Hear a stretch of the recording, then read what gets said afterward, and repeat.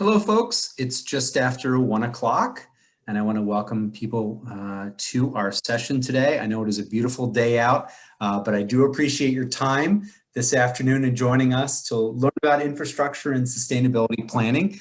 I am Martin Daly. I'm the Director of Water Quality Programs for CDRPC, and today's webinar is entitled CDRPC Local Government Workshop Webinar. That's who I represent. I already made that clear. Achieving sustainability through infrastructure planning. And this webinar is made possible by presenting sponsor Delaware Engineering. I really want to thank them. They're wearing two hats. Not only are they sponsoring this session, but they're providing the content. So it's really great that they are joining us today to present this material. And from Delaware Engineering is Mary Beth Biancoli, Tracy Letter, Kevin Schwensfire, and Helen Bundrock. And before we begin and turn it over to them, a little bit of housekeeping. For those of you that do not know us, CDRPC is a regional planning and resource center that serves Albany, Rensselaer, Saratoga, and Schenectady counties. We foster intergovernmental cooperation, collaborating, communicating, and facilitating regional initiatives. We work with partners to help them address regional problems. We established this webinar series to help planners sharpen their skills and as a vehicle for Planning and Zoning Board of Appeals members to obtain their credit hours. To that, Planning and Zoning Board of Appeals members are required by state statute to obtain 4 hours of training per year, and municipalities have a wide latitude in defining what training is acceptable for credit. After each webinar in the series, each attendee that registered with an email address will receive an automatic email confirming your attendance, and this email may be submitted to your municipality for consideration of credit. If you don't get that email, please just contact CDRPC and we can work something out to make sure that we can confirm your attendance. In addition, for practicing AICP certified planners, we have certified this session, or we have submitted this session for 1 hour of CM credit to the APA. You can use the session title or look at our website if you need the number for the session in order to log your credits. Our attendees join with video and audio off for security purposes, but we have a large audience and we want to engage in a spirited dialogue during the session. So we will unmute attendees and allow them to ask questions directly. To ask your question, either type it in the chat box or in the Q&A. I can relay your question for you, or just simply say, I have a question I want to ask, and I will unmute you or open your video so that you can ask our presenters directly. I think it really helps with the engagement within a webinar and makes it more exciting for folks to be able to participate that way. Presentation material will be archived as PDF, and the link to the presentation material will be posted on CDRPC's website and the Eventbrite website from which you used to register for the series. So same place you're using to sign up for each of our webinars in the series, you'll find archived materials from this webinar and past events in the series. We're also recording this session, and recordings of the session will be posted to CDRPC's YouTube channel at the conclusion of the webinar series. So with the housekeeping out of the way, today's session is Achieving Sustainability Through Infrastructure Planning. The availability of centralized water and sewer infrastructure is often a determining factor for future growth, particularly in rural areas. Long-range infrastructure planning combined with thoughtful land use regulations can be a very useful tool for communities to target growth and development into areas with the capacity to support greater density while minimizing environmental impacts and costs. Using case studies from throughout New York State, this session will cover what goes into developing an infrastructure master plan and why it is important. And I'm super excited to have folks from Delaware Engineering joining me today, and I'm going to hand it to Helen to kick things off. Great. Thank you, Martin. Really nice to be here, and thank you for the opportunity to share some of this information. So I'm going to start by sharing my screen, and you can let me know whether or not you've got it on your end. Looks good? Looks good. All right. So let's start off just with a little explanation of who we are. My name is Helen Bundrock. I'm a senior planner with Delaware Engineering. Delaware Engineering has been around for a while, since 1987. We have 5 offices throughout the state. Our clients are primarily municipalities. So our focus is on municipal infrastructure, water, sewer, wastewater, you name it. If it's municipal infrastructure, that's our specialty. So we serve clients not only in the Capital District, but also the Hudson Valley, the Catskills, a portion of the, the Southern Tier, the Adirondacks. We get around. So we're going to be giving some examples today of some issues and projects that we've dealt with throughout New York State, not just in the capital region, but they're good lessons to learn from in your region. So I have to first caveat the discussion by saying that myself and my colleagues who are joining us from Delaware Engineering are not engineers, we're planners. So we tend to look at the world a little bit differently. So there are lots of planning issues that we have seen throughout the state around infrastructure issues and frankly, sort of lack of planning. So some of the issues that we've seen is that a lot of communities and sometimes a lot of engineers will focus on just fixing something when there's a problem, rather than taking that long range view and planning infrastructure improvements over time.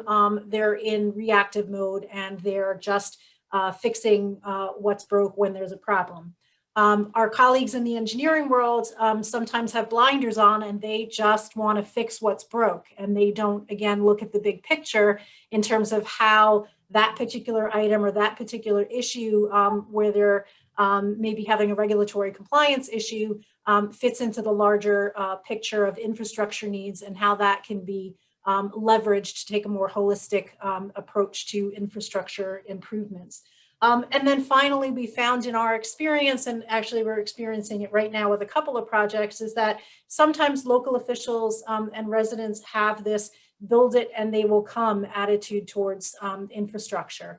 As we as planners know, the mere presence of infrastructure is not necessarily something that will drive growth. It's a little bit more complicated than that. It has to do with land use regulations, and it has to do with market forces and a lot of other things. So we see a lot of common problems, people overbuilding infrastructure and then having a financial burden to pay for it if the development doesn't come.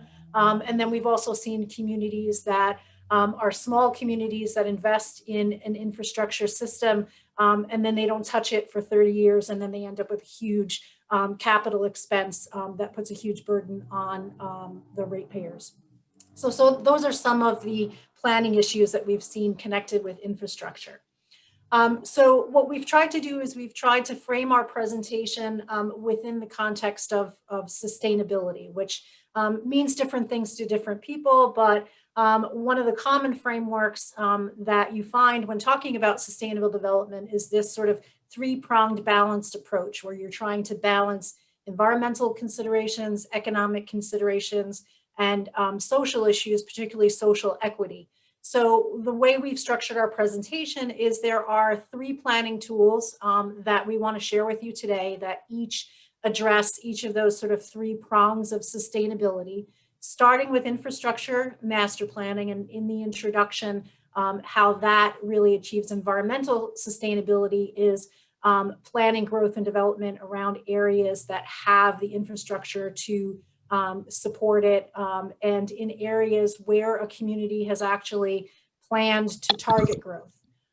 The other tool that we're going to talk about that talks about economic sustainability is asset management, which really has to do with the financial end of things and planning for those capital improvements. And then finally, from a social equity perspective, we're going to talk about district consolidation and rate restructuring. That is a method that's used to make sure that all of the users are being charged fairly and equitably for the benefit of the infrastructure that they are receiving. So with that, we're going to have three presenters. I'm going to start off with kicking it off to Kevin, who's going to be talking about infrastructure master planning as a tool. And the case study that he's going to be talking about is from the town of Montgomery, which is in Orange County. So Kevin, do you want to just give a quick introduction as to who you are, and then you can launch into your presentation? Sure, thanks, Helen. I'm a planner and GIS mapping specialist at Delaware Engineering. I've been here for 3.5 years. I work with most of the planning boards in Greene County and some as well as some in Albany County and Montgomery County. So I've seen a lot of these issues firsthand, especially working here at Delaware Engineering. So as Helen just said a few slides ago there, Infrastructure master planning helps ensure that new development occurs in areas where there is existing infrastructure to support it. And I'm going to say, and in targeted areas where growth is desired, because a lot of times there's areas of your community that fit into both of those categories. Knowing your community's capacity to accommodate future growth and development is a key to facilitating responsible and sustainable growth. Obtaining this knowledge, though, requires a pretty thorough assessment of all existing and planned public and private infrastructure within your communities. And then once you gather that, interpreting those findings into an action plan. A lot of times the data is gathered, but people don't always know what to do with it in the next step. And that speaks to some of us as planners as well. We put comprehensive plans together, we have an infrastructure section, but then that never gets translated into an actual action master planning effort. It's also, so when you're looking at master planning, we're talking about, a lot of times we're talking about communities who have, like Helen said, they've either overbuilt or they've underbuilt. And sometimes it's the smaller ones that's overbuilt and the larger one that's underbuilt.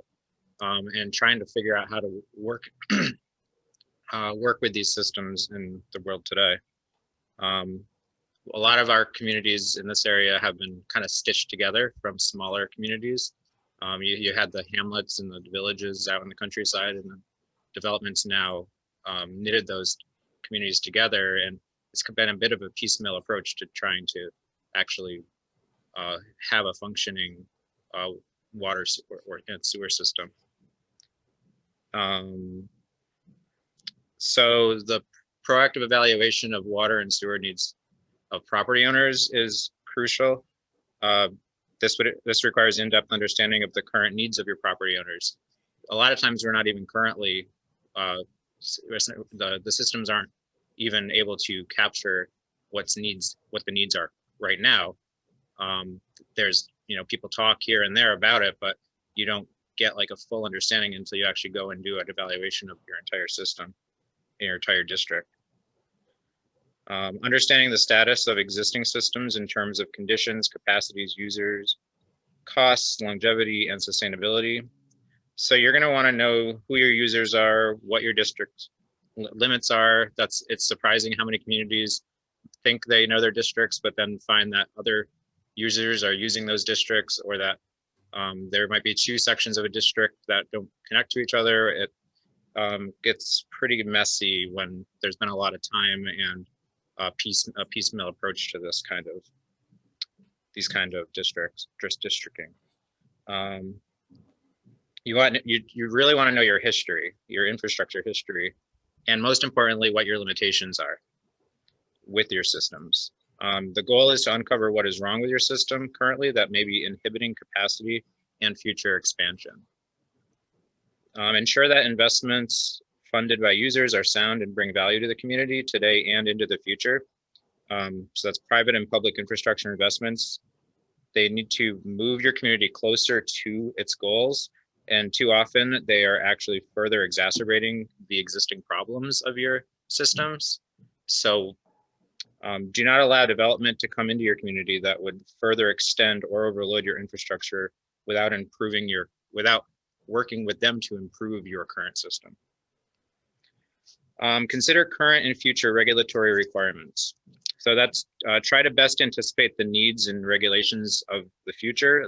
That sounds pretty difficult, but really strive to implement infrastructure that actually exceeds today's regulatory minimums, so that you're better preparing your community for the future and not falling into the same traps that may have led you to your current situation. Leverage existing infrastructure. So that is use your current needs to finance upgrades and expansions. So that, for example, a district that has an infrastructure and a social need will allow for greater financing options for a project when it's combined with a district that has a large infrastructure need but lacks a social one. So that's if you have an industrial park that's a district, they're not going to have much of a social need. But then if you have a neighborhood just right down the street from that has, you know, housing and it's lower income, then, and they also have a need, then that you merge those together into a project, and you suddenly have a lot more options available to you for financing. Planned development investments. Work with planned development projects to improve the current systems and better the community as a whole. You need to capitalize on large-scale developments that have the ability to construct and dedicate new utility systems to the municipality, such as industrial or manufacturing facilities that actually have a high water demand. Intermunicipal cooperation, we will touch on that a lot later on, but you all know what that means. And then address the timing of investments to coincide with the needs of your users. That's very important. So plan for the useful lives of your infrastructure by budgeting for future needs of the system through a systematic asset management approach. Next slide, please. The planning process. So there's a lot on here. The headings are really what's important here. The planning process is you got to know your existing conditions. Then you do your needs assessment to understand where you need to go. Then you figure out your future demand assessment, your future demand through assessment, and then you create an action plan out of that. And then that action plan should include short-term, urgent, achievable goals that then can lead to long-term, more expensive goals that would actually be dependent on those achievable goals. Next slide. So the case study here is the town of Montgomery. The town of Montgomery is in Orange County, right to the west of Newburgh. So it's very close to the Stewart Airport, if you're familiar with that. And it's just south of Ulster County. The community is rolling hills, farmlands, some dense villages, some hamlets. You can see the Wallkill River running through there.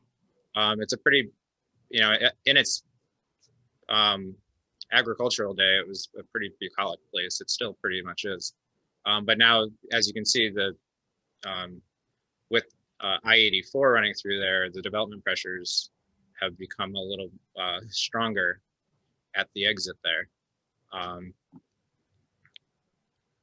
They actually has two exits off of 84 into the town. The town includes 3 incorporated villages: the village of Maybrook, the village of Montgomery, and then to the north, the village of Walden. They're all very compact. They're larger. They've all had their own utility systems for water and sewer separate from the town. And what you can see here is the town's utility system for sewer.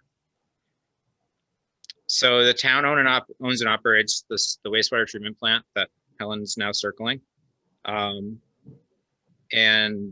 it was really, and it's broken into the 2 main sewer districts.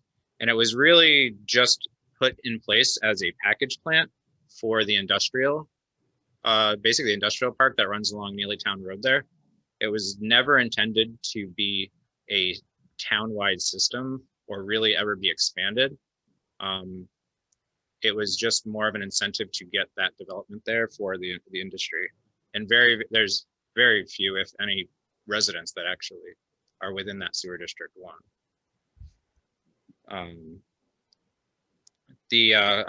Unfortunately, like a lot of places, the components of the facility, the lifespan was only about 20 years. Things need to be upgraded. The collection system's actually even older. That runs out to the east there. So needless to say, it's worn out its life, and a new solution needed to be figured out. As on the left here, you can see the system's age has actually contributed to a host of issues.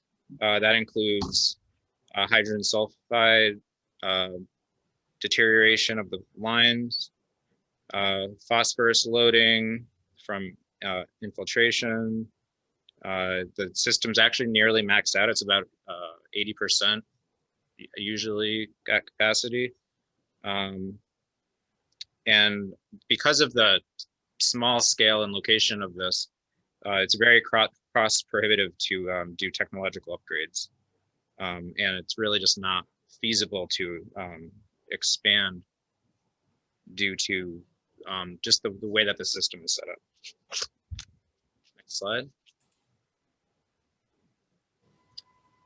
So the town was at a bit of a crossroads here.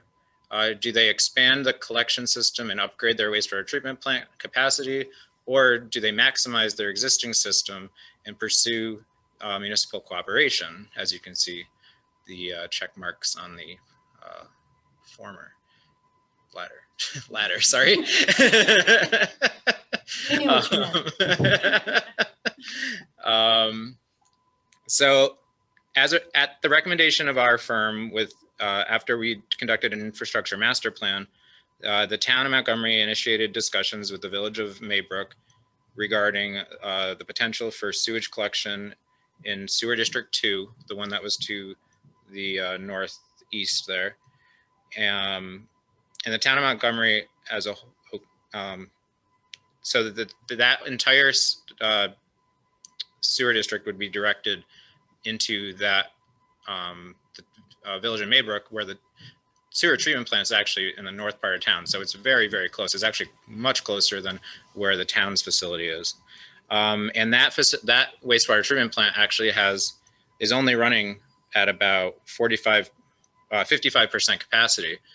And they have where the town's only allows for like 140 gallons per day. This allows for 140,000 gallons per day. It's 600,000 gallons per day. So like we were saying, a small village overbuilt versus a large town underbuilt. So it kind of made a lot of sense to do this in order to work with that district, which is as the fastest growing section of the town, and where District 1 is really just what's going to be there. It's industrial. The current system with a few upgrades can handle that. So this required an analysis of existing flows for both districts, along with the proposed additional flows, as well as the future build out potential within both of these districts. So we went through and we estimated, we saw that there was plenty of capacity with their existing limitations or their existing flows currently. Then we did some calculations to figure out what really the likely expansion was going to be over the next 10 years, 20 years. And we pulled all those numbers together. And even after all that, they still had excess capacity at the Maybrook wastewater treatment plant. So the town, and then that frees up the town's system, and they can focus on actually what that plant was intended for.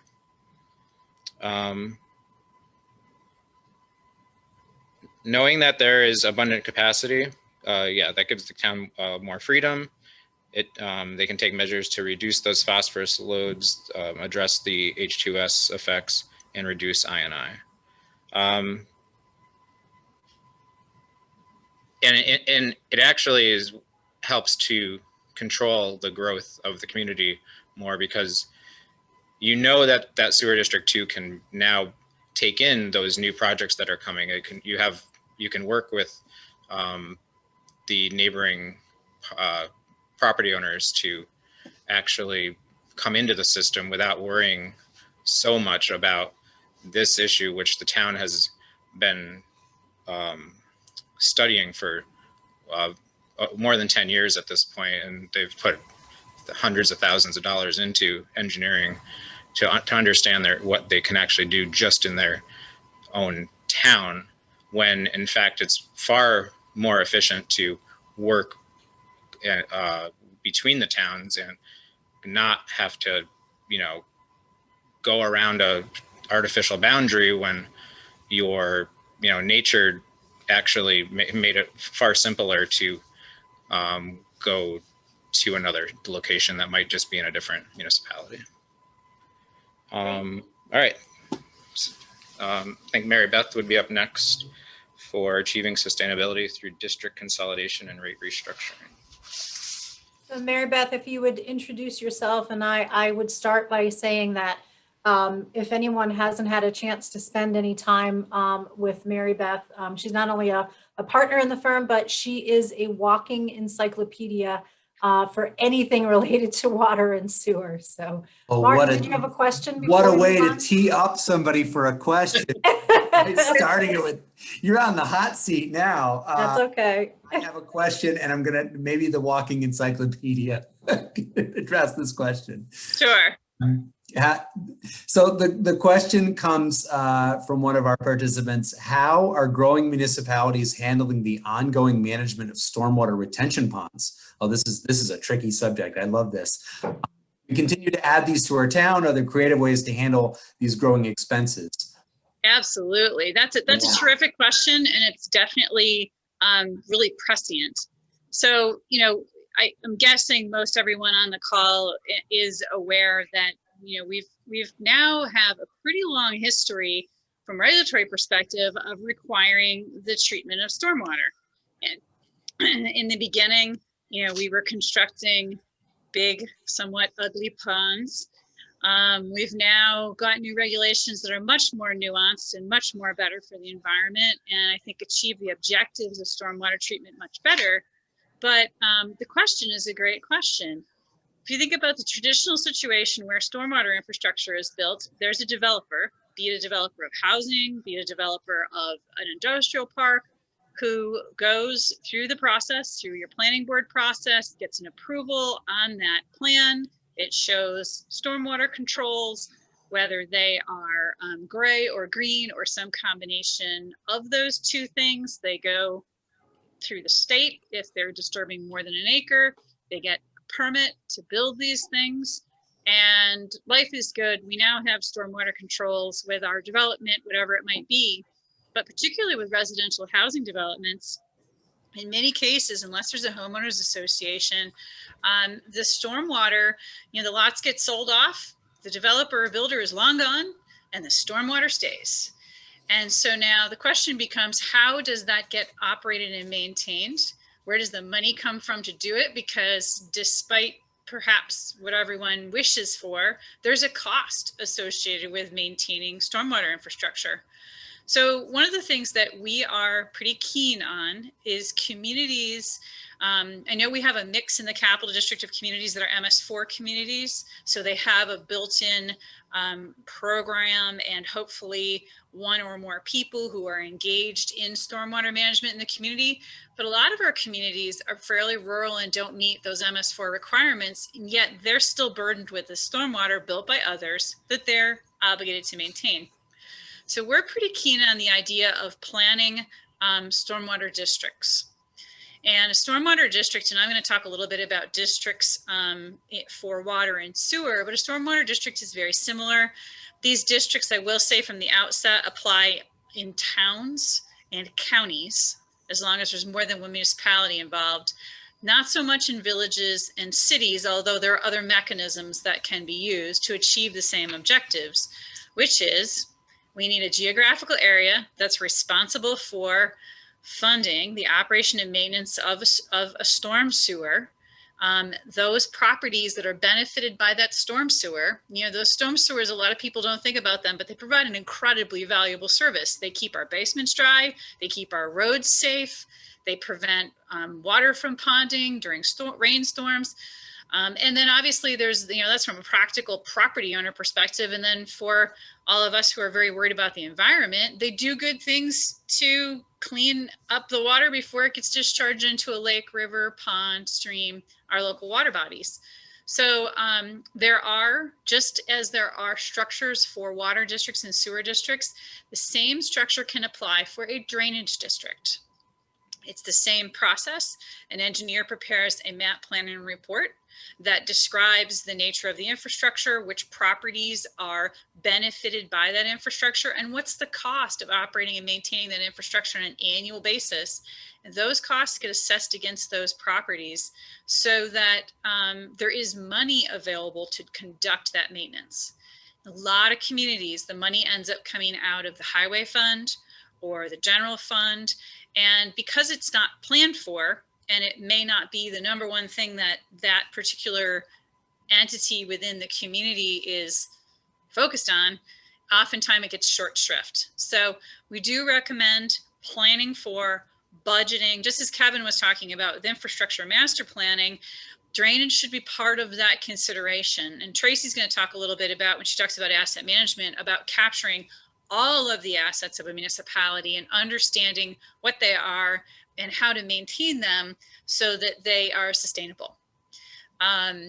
The drainage districts in our world, in a perfect world, we do them proactively, so that when the development comes in, the drainage district is part of the process rather than waiting until the end and then springing it on folks and saying, oh, by the way, there's this cost you didn't know about. So to one of Kevin's points, being proactive. I saw there were a series of other little questions there. Do we want to cover those? Yeah, I think it's helpful just to provide a little bit of a context for what MS4s are referring to. Sure. So MS4 stands for, Tracy, Municipal Separate Storm Sewer System. There we go. It's this little term everybody throws around, but basically, and it's why everybody uses MS4. Nobody right. wants to say that every time. So think, back in the day, when civilization began, people realized it was good to get the water that we don't want near us, where we live and work and play, to be away from us. So they built conveyance systems, some of which were really, really basic back in the day. But, here in the United States, we settled on a network of pipes underneath the ground that historically conveyed all of the water we didn't want anywhere near us away from us. So that would include sewage, it includes rainwater, it includes wash water, pick a thing, it goes in the pipe. With the Clean Water Act, the idea that we should be separating the really dirty stuff, which, we're going really dirty to dirty, right? Really dirty stuff, meaning sewage. So domestic or industrial sewage, stuff that comes from floor drains or wastewater treatment or toilets or your shower, your dishwasher, from stormwater, which albeit does still carry things in it that are not great for the environment, but perhaps have a different treatment demand. So municipal separate storm sewers are those where we have a conveyance system for stormwater separate from the conveyance system for sewage. The way that determination is made is based on the concentration of people. Is that correct, Tracy? Yeah, currently the regulations for MS4 is related to urban density and population, and it's regulations that come after the Clean Water Act through the EPA, and most states have a program running that. New York State has a general permit. So people that are designated as an urban populated area that are MS4s have to comply with the general permit. Right. So does that, hopefully that helps. So our rural areas, you're not familiar with MS4. Nevertheless, you still have stormwater issues that need to be addressed. MS4 just provides a structure for these more urbanized areas to work towards compliance with best practices and regulations for both the state and the federal level. Yeah, and I think that the context here also, when we talk about the difference in regulated versus non-regulated communities, are if communities continue to grow, they may require permit coverage in the future. So good housekeeping is essential to success. Good housekeeping, good record keeping, understanding roles and responsibilities of your community is always a good idea. But understand when you do obtain permit coverage, you're going to be required and potentially audited for these things. So it's a good idea, no matter what size your community is, to have good internal controls in place. Correct. All right, should we keep going? Yeah, I appreciate the time on that answer. It's a good thing to dive into. Sure, absolutely. I'm glad someone asked, because we kind of are, there's a lot of infrastructure. Certainly in our master planning, we do include stormwater. We do it also in our asset management. But today we've got a short time. We're trying to pack in a lot. I'm glad someone asked the question. So Just by way of introduction, my name is Mary Beth Bianconi. I'm a partner here at Delaware Engineering. I'm also a planner, and I really focus my planning practice very much on the ways that public infrastructure helps communities realize their vision, their goals, and strengthens communities and community development. So I'm going to talk a little bit about districts and these special districts. We just talked about them for stormwater. It's the same for water and sewer. I'm going to talk a little bit about this. These tools and these considerations can, to a degree, also be applied if you're in a village or if you are in a city, particularly when we get talking about the rate structures, the way we charge folks for these services. So town special districts are taxing jurisdictions. So in a village or a city, you know, there's sort of an assumption that everybody's, or close to everybody's, probably connected to the water system or the sewer system. And there's a budget that's built into the city or village budget. And the folks who are connected pay the bills and everybody goes home happy. In a town, we don't necessarily always have that. In a town, we may have, as Kevin was talking about in Montgomery, vast areas of the community with no public infrastructure whatsoever. And that's okay, because in their community, that's a very rural area. It's very agricultural, no need for public water and sewer. But for those areas where there is public water and sewer, or there is that density of development that does require those services, we create districts. And these districts are taxing jurisdictions. So this is going to be a little discussion about those taxing jurisdictions and then also about rates. So what we find is that in many of our communities, because of suburbanization in our towns, because they're built out over a long period of time, there may be a core district where maybe infrastructure started in the community. And then as time went on, and that could be in the 60s, 70s, or 80s, depending on the development pattern, excuse me, as time went on, further and further out, the development went, and a developer showed up and said, I'm going to build 100 houses and I'm going to connect it to the water system. So I need a quote new district out here to cover my section of the water system. A new district is created, a new set of rates are structured, and now we have at least 2 districts, in many cases, many, many more. In the beginning, when this is done, it makes sense. We have a developer coming in, the cost base may be different, there may be debt associated with this extension that those users who are benefited need to pay off, whereas the original users aren't paying off that debt, may make sense. But what we see is that over time, a lot of time these historic structures, these districts, start not making a lot of sense. 20 years on, there's no debt being carried. There's people are being served. There is appreciably no difference between the water line or sewer line on one side of the street versus the other. And yet what we find in many cases is that depending on which side of the street you live on, you may be paying radically different rates for the exact same ability to take a shower and flush your toilet. So this is something that a lot of times when we do master planning, we really dive deeply into not just the physical, what are the pipes and the pumps and the tanks and the this and the that, but we also get into the structures of governance and the methods of payment. And many times the recommendation of a master plan is to conduct district consolidation, to do rate restructuring, and then also we always recommend asset management, which Tracy's going to talk about here in a minute. So, you know, really what this slide's talking about is how do you decide what to consolidate? And what we do is we say, well, who shares a common asset? If the asset base, if we have one wastewater treatment plant that's serving 5 districts and everybody else just has pipes out in the world, then they're all sharing the same cost base.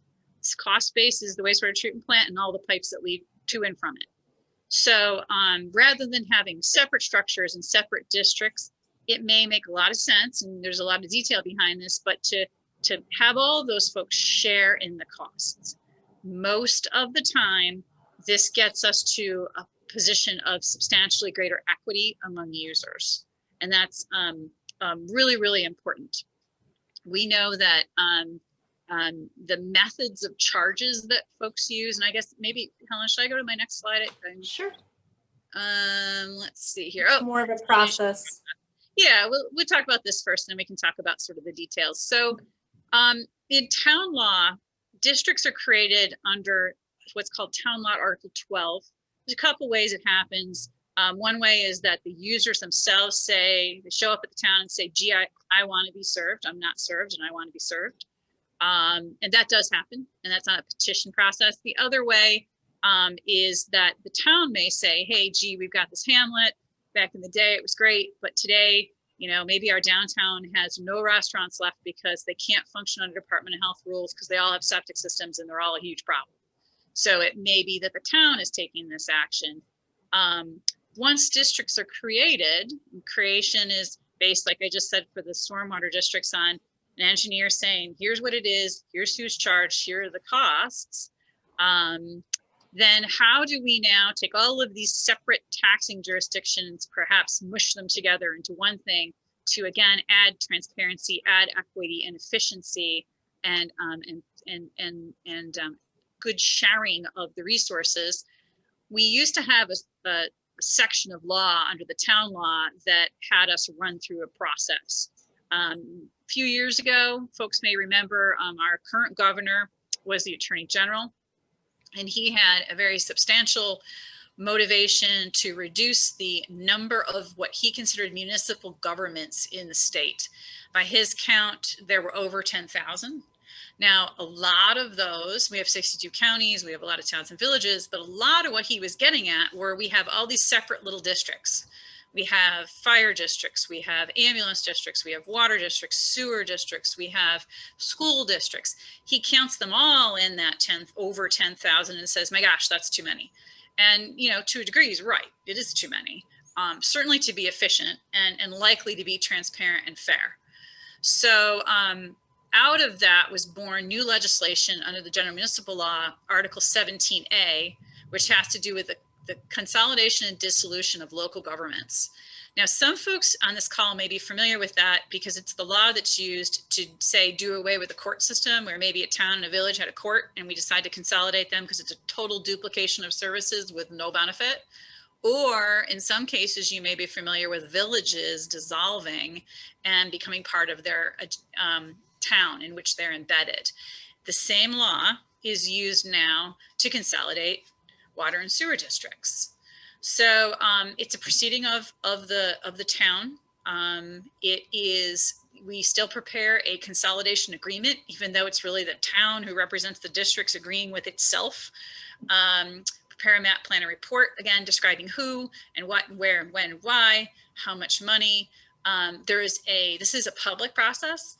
There's a notice that is rather extensive, and there's public hearing regarding these consolidations.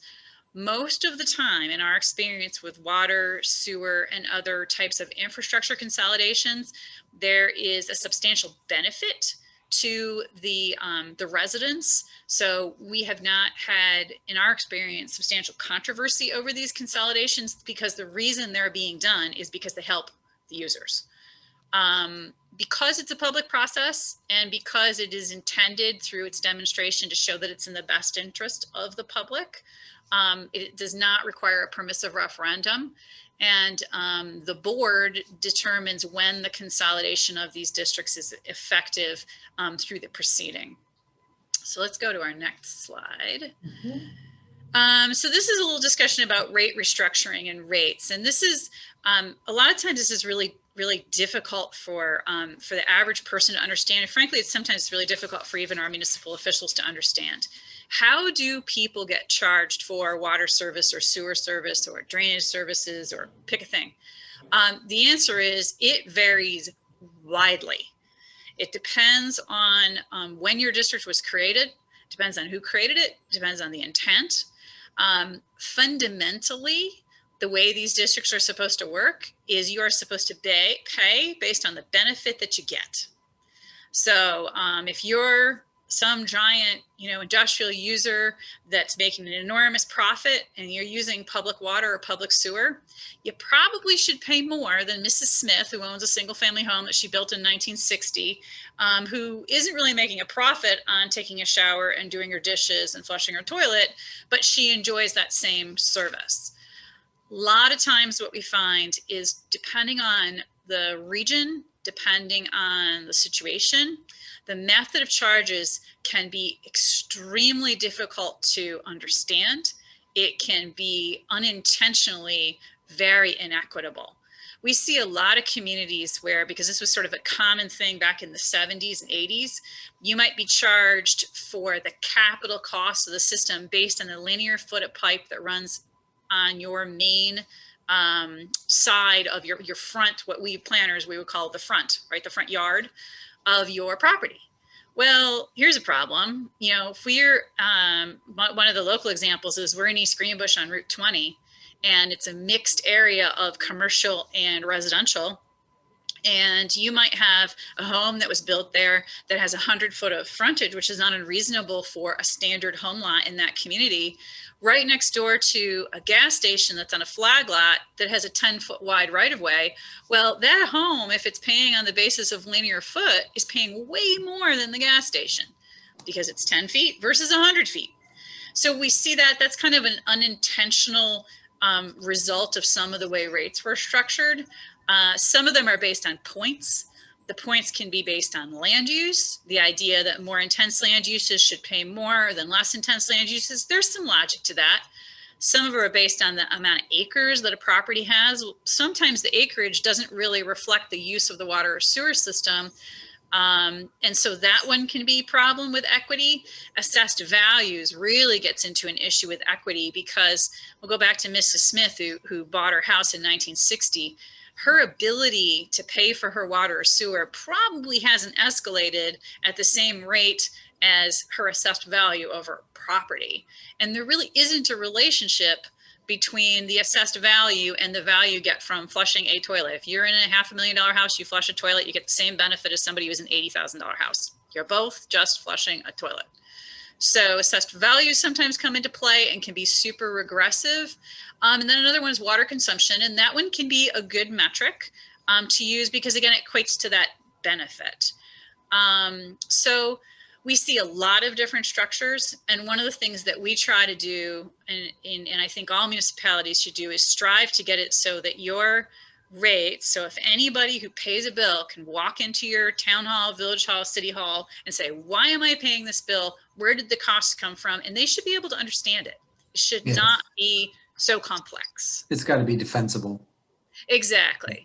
So we got a couple of questions from our audience that I'll pass along. Sure. How do municipalities handle discrepancies in water hookup costs? For example, one district might pay $5,000 and then after consolidation and hookup costs are $2,000, leaving the folks that paid the $5,000 feeling like they got a raw deal.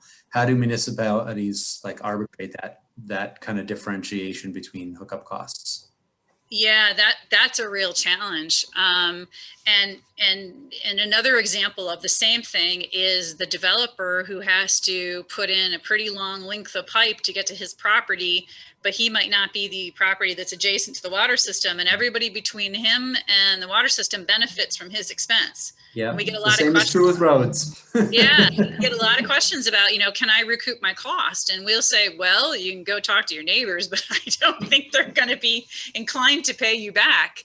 That hookup question is a really good question, and we do see that. We also see Tracy's working with a community right now where we have, and that's actually this one, where we are actually, go to the next slide, Helen.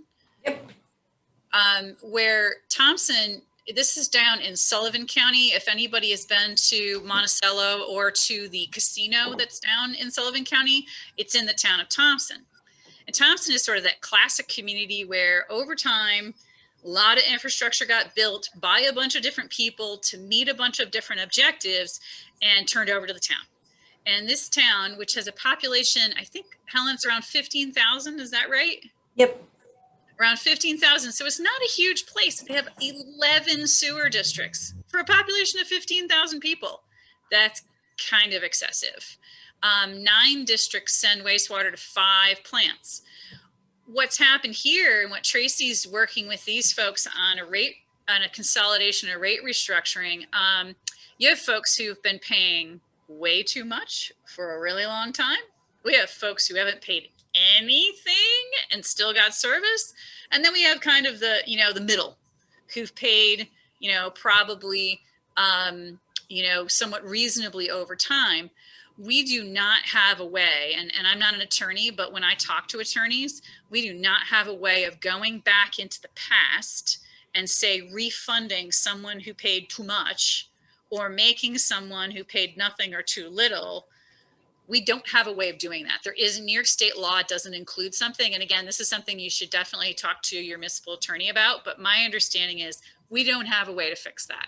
Yeah, it's like buying something and then realizing it goes on sale later. It's just, Exactly. It is what it is. Sometimes it's just the timing. Yeah. Yep, exactly. So we do encourage folks to, the sooner you start looking at these issues of equity and consolidation and planning, the better, because especially with costs escalating a lot recently, this is really going to impact people. Yeah. And then we have one more question. Is stormwater districts established through General Municipal Law 17A as well? Yes, it's water, sewer. Yep. 17A. The consolidation is all the same, no matter what local government you're consolidating. It all comes from 17A. But 12 town law 12 covers it's town law article 12, and then 12 is on petition of the users. 12A is on action of the town. And to create the district in the first place. That covers water, sewer, drainage, ambulance, sidewalks. If you're on Long Island, you can have a duck waste district. I'm not kidding. Lighting districts are all created using that town law article 12 or 12A. So I know my time is running long, so I'm going to try to it's informative. That's the way I look at this. So we want to have our people leaving that they got something of substance. So don't feel bad about providing good information. And no refunds if they didn't, right? So there you go. There you go. No, you had to spend more time listening to me talk. Oh God. So this is, I think this is my last slide, but that social sustainability concept is really, really important. The idea of equity is really, really incredibly important. This is just a neat little graphic that shows how for these consolidations in the town of Thompson, and these are the three primary ones that are being done, you can see where, particularly that one up at the top that says Kayamisha, which is just a super cool name. You can see that that's being, 4 districts are being consolidated into one. And you can see how, and they all send their wastewater to the exact same wastewater treatment plant. They all have the same cost base. But just history of the world. You have some people, and the Kayamisha district's the biggest of these, that were paying about $500 a year for their sewer. That's not bad. That's pretty reasonable. This thing called Anawana, 400. That's starting to get on the little, like, probably not paying the full load. These poor people in Harris Woods were paying $1,600 a year for their sewer. I hate to say, essentially for no reason. Right. And that's like a townhouse development that was built and. Yeah, they're just people.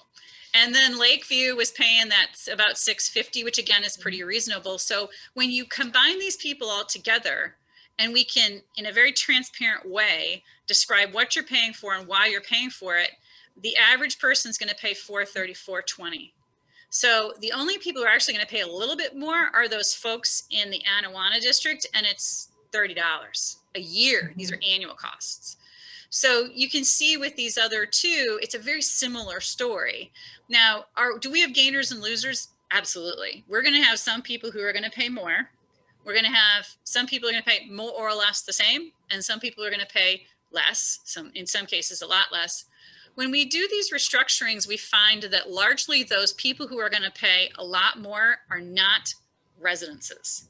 They are businesses, and they have a tendency to be an unintended consequence of when they were added to the system and the system of charges that was used. It's not like the business came and said, oh, don't charge me a lot.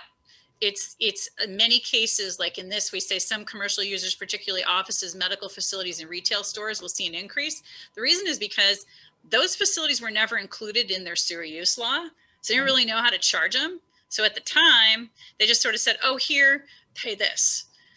But there wasn't planning, we're back to that planning theme, behind, well, why are they paying this? And does that really equate to their benefit?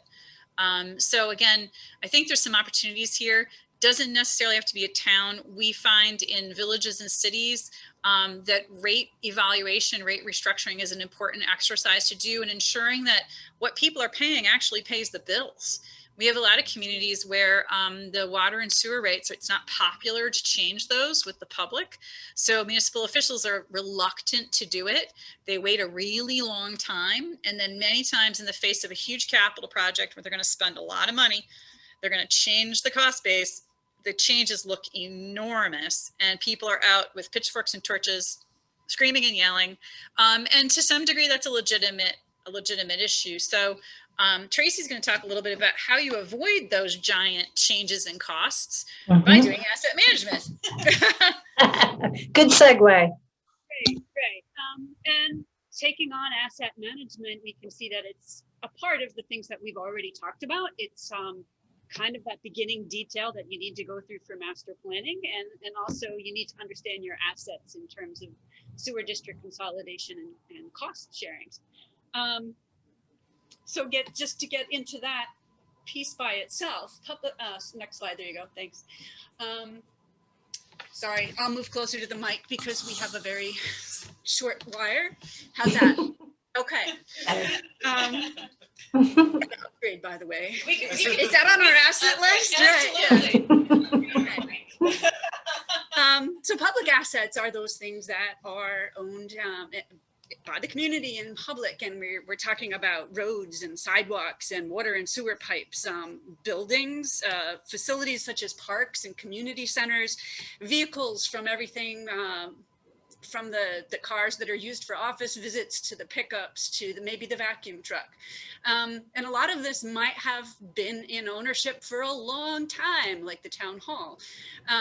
So these are things that have largely been paid for by previous generations of the community.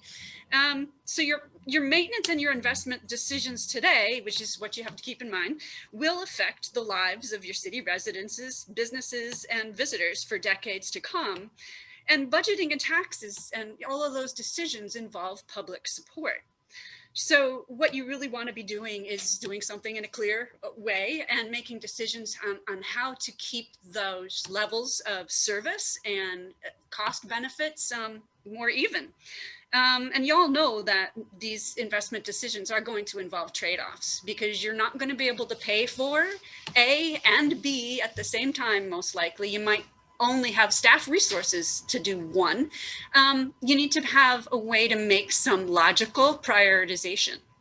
And the other thing to note is that truly unplanned and unbudgeted emergency spendings and fixing at the last moment or response to catastrophic failures are going to be much more expensive than if you had been able to plan for replacement of that part beforehand.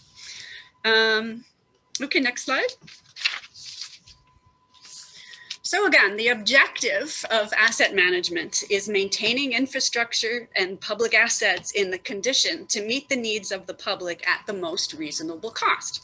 And all of these parts should go into your asset management. What's your community vision? Do you have a comprehensive plan that talks about your future goals? What's the target level of service for each of these asset categories?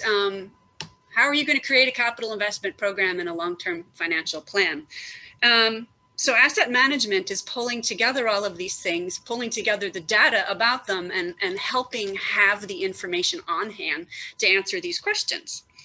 Let's see. Okay, I guess the slides you can read yourself basically, but the main point is having the data available. And there's issues on who has the data and where it's kept in terms of the different departments that often work within a municipality. And a lot of this data is not often clear and accessible to different departments. And oftentimes things intersect. I should have noted when we were on it, but the previous slide, you had a graphic of a streetscape, and thank you, Helen. People sitting on benches on sidewalks under streetlights, and there's a bike lane, and there's plants, and there's roads, and there's parking, and there's a traffic signal. And the things you don't see are the sewer pipes and the water pipes and the stormwater pipes. And in this case, it looks like your electrical might be buried too. So if you want to advance again, thanks. So gathering that data together from all of those different, call them pockets, is really important to be able to make good decisions on planning to meet your comprehensive plan.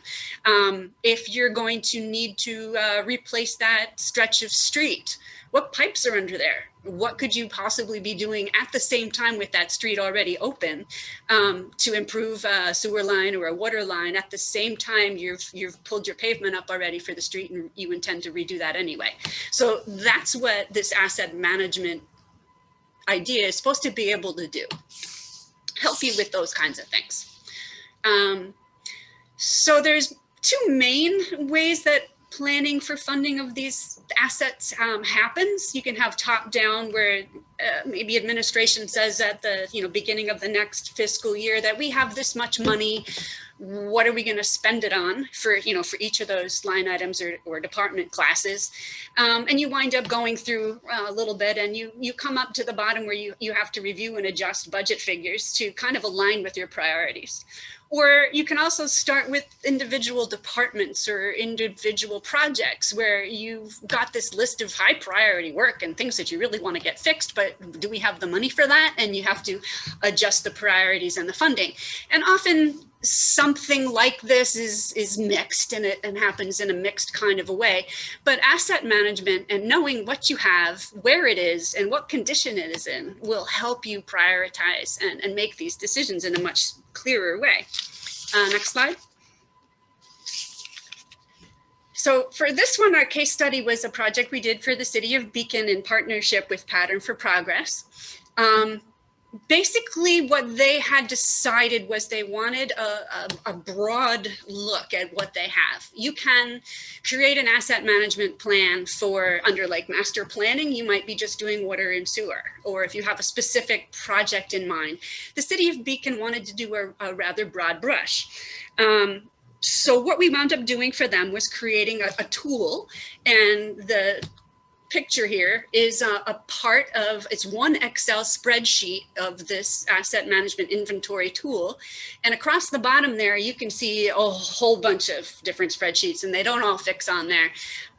We had water distribution piping, we had the water treatment plant, we had sewer piping, manholes, hydrants, streets, streetlights, traffic lights, wayfinding signs, playgrounds, buildings, and we also vehicles, and we also had a property that they managed but didn't own that had a number of buildings on it that they were responsible for. So all of that we started up with, I believe it was the roads database layer, and used that as a geographical base because we had it, it existed in GIS.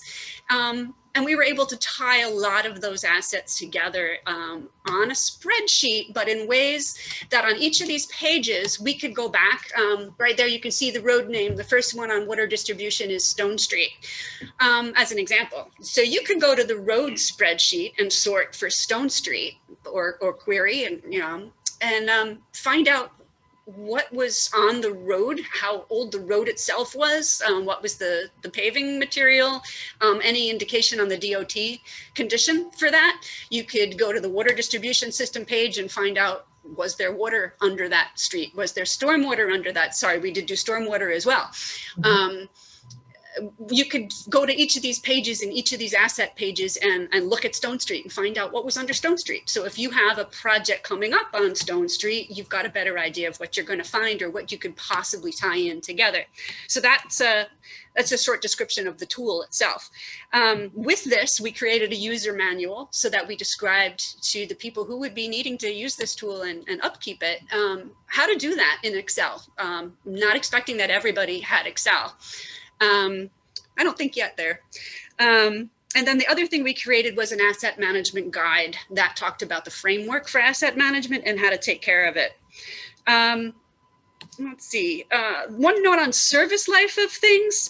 You want to be keeping service life in mind as you're looking at your assets and management, with the expectation that you're going to have to replace or repair something depending on its life cycle. Different processes in wastewater treatment plants, water treatment plants, hydrants, you know, those kind of examples. But often the life cycle can't be the only driver, or often you don't know when that water pipe was put under in some of our historic communities.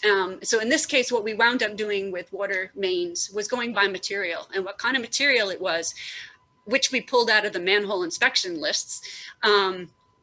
That was really the driver on how old do we think this is and how likely it's going to need attention in the future. One thing to note here too is when we put all these 3 deliverables together and gave it over to City Council, there was a lot of amazement at the amount of assets and value that existed in the city. And part of our asset management guide, we had summarized a table. Each of those spreadsheets, we took what was the total. Value of a wastewater treatment plant, value of a water treatment plant, how many miles of roads, how many miles of pipe, how many manholes, how many stormwater outfalls, how many vehicles, and we put that all on a summary table list. And it was really, really helpful to have that for City Council members who are making decisions on funding, how much is there and how much the city is responsible for it. Okay, next one. Crucial major piece of information here. Once you've done all the work of gathering this data, which is the major piece, is pulling this data together, it's very important, if this tool is going to continue to be useful, that you update it. And how do you update it and when you update that needs to be kind of agreed to among departments. And we had recommended that the city assign, it didn't matter who, probably someone with Excel, history and or knowledge or willingness to learn would have been the best. But that they assign a keeper, someone who has the master tool of their asset inventory as we passed it to them. And you keep that master itself. If your roads department is going to be doing a number of roads, redoing, repaving, or whatever work they're doing, you're going to want to re-up your asset inventory on roads. So the master plan, the keeper should take a copy of that, name it something different related to the department who has it or the date which they took it, and they can update their data in their sheet and then get it back to the keeper who updates it in the master. And in the master, I put a sheet that keeps the history of updates. So on that, I think it was the front page. When there's a page that's updated, you go to that front page and you say, on this date, this person took this, plan, took this tool and updated such and such a sheet with such and such, so that you have that history in line right there, and you can ensure that you've got all of the data entered that you need to have entered. And that's just a really perfect illustration of how important it is to be communicating between departments. And one of the things that we discussed while we were working on this is that if you don't do this, if you don't have an inventory or a tool, what happens is a lot of staff have knowledge, or the institutional knowledge is with individuals, and individuals can take other jobs. The family might move, there might be retirements, hopefully nobody gets hit by a bus, but that institutional knowledge is lost if it's not kept up to date in an inventory such as this. Next slide. I think this is the last one. I believe so. So thinking about this, if this is something that you want to do in your community, you want to think about why you want to do this. What's your overall objective for use? Are you doing a master plan for water and sewer, or for something else specific? Or do you want to do something like Beacon did in a much more general asset management thing on its own? So the objective of having the inventory is to know what you have and where it is and what condition it's in, so you can have that information at hand, and it enhances your ability to maintain and repair and plan for funding. There is commercial software out there. There's several. I have not used any of them myself, but you really need to decide, make some good decisions on what you're going to buy based on who's already using what within your community or in your administration, software needs to talk to software if it's going to be useful. And Beacon didn't feel like they were ready to make that decision at this point. So for what we gave them a basic Excel spreadsheet, which could be imported into anything they buy in the future as they move on. Again, a lot of data is needed. It depends on what your objective of use for your asset inventory is. Who is going to be using that data and for making what decisions, and that'll dictate often what the structure looks like. This one for Beacon, we made sure it was GIS compatible, that most of the lists that we created had the ability to be thrown into a GIS database and mapped, or at least co-located. Consider that asset management and capital improvement planning are different than staff work assignment documentation and those programs that are becoming more popular on tablets, where staff can take a tablet to work and, you know, take a picture of what they did and the work they did and completed and send it into the clerk or the pay stub kind of a thing. They're related, but it's not the same as an asset inventory software. Best thing to do is start with available lists. Like I said, we used, they had some more recent manhole inspections, and that was really useful on pipe materials in specific places. Sewer and water maps, what you've got. If you're an MS4, you're required to have stormwater mapping and outfall inspections and the other information on stormwater structures. We used the insurance lists for buildings and vehicles and other things, and I will note that it's good to check on your insurance list all the time too, and cross-check with your assets. Are you paying insurance on something you sold a while ago, or vice versa? Do you have something that should be insured and it's not? We found a few of those. When what parcels are owned by the municipality was something that we got from the county RPS system, and we're able to update that. Some of those were unsure or unknown as well. So really, it is an asset inventory for an asset management program is a big step, but it's really worth it in the long run. And you need to plan on keeping it updated so that it's a tool that's going to be useful for you into the future. And then just to tie that together, your goal overall for sustainability is to ensure your investments are sound and to bring value to the community today and into the future, while you're protecting the environment where your community exists. So those are three different major portions of things. And I guess if there's questions, or Helen, did you have anything else? No, I think that's good. Martin, did you have any follow-up questions to wrap things up? No, but we got extra innings here. So, you know, we're expecting a game. We went into overtime and provided them with a little more information. As far as some of the resources that people can reach out to as far as starting the asset management plan process, I'm going to put a guide in the chat, a link to a guide that DEC put out that gives you a little bit of information about starting the asset management plan process. There are some grants available for this, but you know, I understand navigating that can be difficult. So I'd recommend folks can contact our speakers if they're interested in pursuing funding or establishing asset management programs. They've been incredibly useful. I know each of the municipalities in the Capital District along the Hudson River with combined sewer overflows has implemented asset management planning, and it's been an eye-opening process to be able to map their systems and identify capital improvements moving forward. So hopefully, if people haven't heard the gospel, they're leaning into it. So, but I do want to thank you. I know it's 2:15, and I'm going to look out my window, and yeah, it's still pretty nice outside.